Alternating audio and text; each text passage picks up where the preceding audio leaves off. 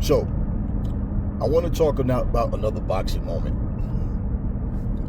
And in this video, I want to talk about the moment that Deontay Wilder really lost his confidence as far as I'm concerned. We know that Deontay Wilder has a lot of knockouts, but he has no knockouts against top-level competition. Even the best of fighters have lost fights at times where people who they were expected to run through, they didn't. Now, a lot of times we use the term underdog, but the fighter is not really an underdog. They're labeled that because a lack of exposure, they're not that popular, or we just don't know yet what they can do. But they were already that good, and then they pull off the upset.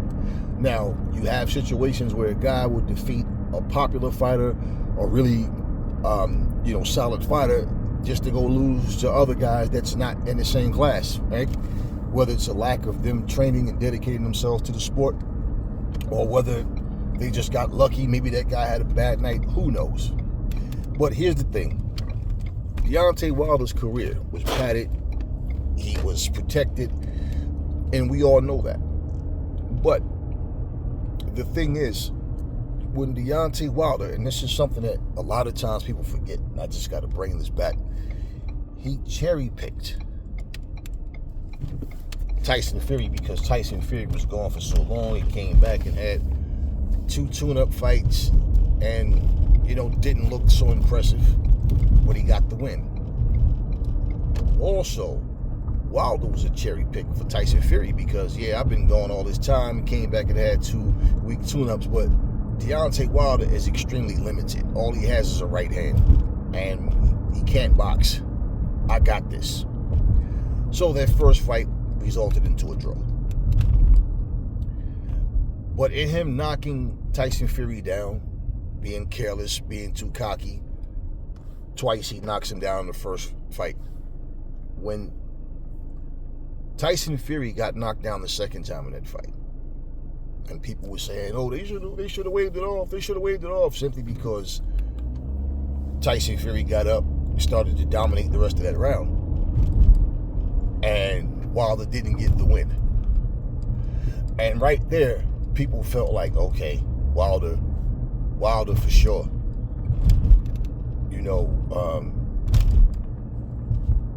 He's going to have a problem in the rematch, because now that he knocked this dude down twice and he got up both times, he may do it again or may never get the chance to get the knockdown again.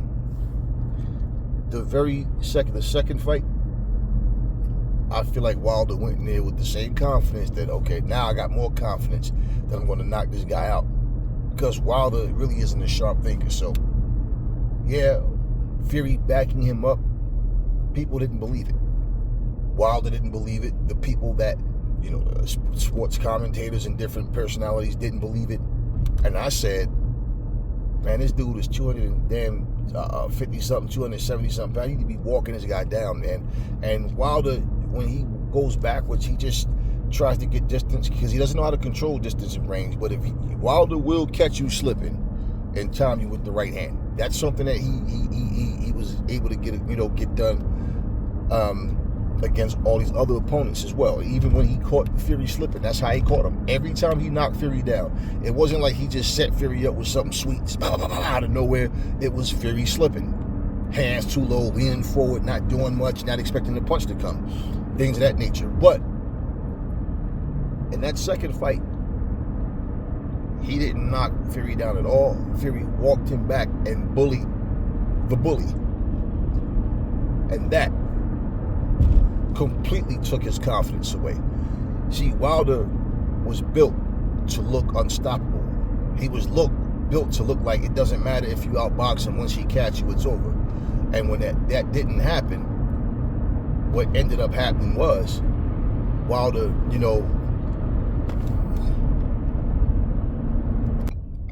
I had to curse somebody out real quick, man. I had to curse somebody out real quick. Okay, anyways, So when Wilder couldn't get the knockout, he got pushed back and he gets stopped. Whatever confidence he gained before that fight, that's where his confidence went away. Because it doesn't matter how much crap you talk. The reality is, no matter what you're saying, you have to show and prove in that ring. And after all of the things he was saying about how Fury can't walk him down, Fury can't knock anybody out, he has pillows for fists. When you say that, and you believe that, and this very guy that has pillows for fists knock you out, now all the allegations that were made doesn't matter. He never stepped his game up. He never learned how to step his game up or do anything different from what he was already doing. So he went into that fight overconfident, thinking, yeah, I got this. And then what happens? He never stepped his game up to continue to fight top level guys. Because after Fury, look at who he fought. And then look at how his career went. So that's where his confidence went down. So even in his comeback, him saying he's coming back for all the belts, and this is the same guy that last year was saying, last chance, last dance. But now he claims he's fixed himself. He found out what the problems were. Well, everybody has to have a story, right? They have to have an excuse as to why they lost, instead of just saying, hey, the better man won. So going into this comeback fight, when he says he's found out what the problem was, and he's talking about being heartbroken and all those things, the fans can buy it if they want to, but the reality is him losing his confidence came down to the simple fact that he got knocked out when he stepped up in competition. Wilder knows, just like when he said it at the press conference of the Zhang fight, he don't want his team telling him how good he looks. He has to go in there and he has to deliver and see all the things that he said. That's the closest he ever came to admitting pretty much that it doesn't matter what people say. He has to deliver. Now he comes back with this whole, he figured out the problem and he's ready. So now, for people to overlook the reality, which is he lost because he stepped up in competition. And they're going with this whole year, but he said that, he had got heartbroken and whatever. Let's look before Joseph Parker. Let's look before Zhang. It was the second Fury fight. The third one pretty much sealed the deal. So even to get knockdowns in that fight the same way, but still get knocked out eventually, he knew when I step up in competition, it's different. It's not the same. That's why we purposely handpick people that's ranked 300, 400, 500. Now he's coming back against a guy that's ranked 285. So for that to be the case, what does that tell you about his confidence? It's still not there. It's still not the same. Otherwise, you want to know what he'd be doing? I want Zhang again. I want Parker again. The man is about to be 40 years old, and him telling you he's coming for all the belts. Well, now he wants to talk more confident, and you believe it because he's saying it. The confidence that he claims he lost because he was heartbroken and all this other stuff.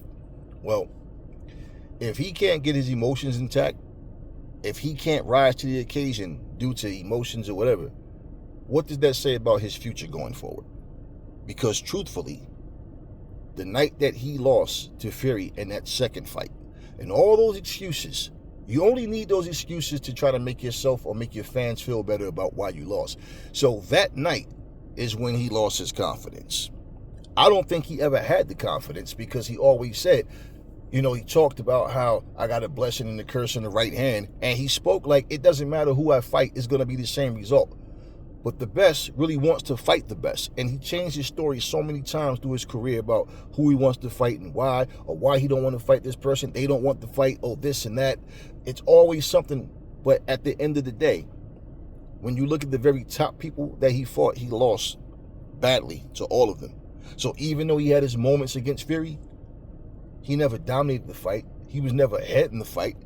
And pretty much in terms of him, getting a knockdown or a couple of knockdowns, okay, fine, this is boxing.